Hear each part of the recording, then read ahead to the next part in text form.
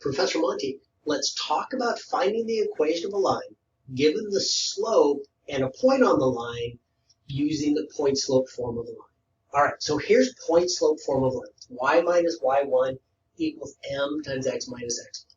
If you need to remember that formula, use this, go ahead and memorize that. That's point-slope form of the line. Okay, so the steps are we're going to plug both the slope and the point, x1, y1, that are given to us into the equation. Okay, solve for y to get the equation in slope-intercept form, and we're done. So here's the example. Find equation of a line with slope forward through 1, 3.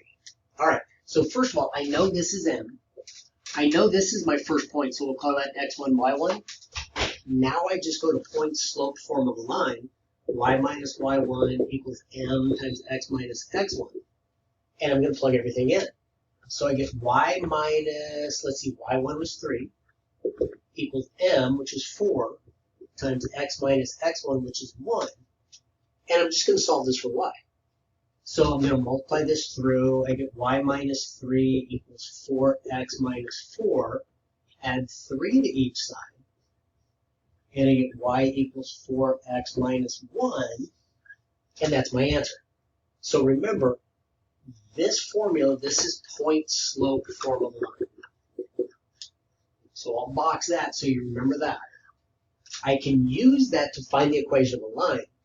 I've got another video where I show how to find the equation of a line using slope-intercept form. I'll link that to the end of this video, but that's the idea. Use this form. I can use it to quickly and easily find the equation of a line.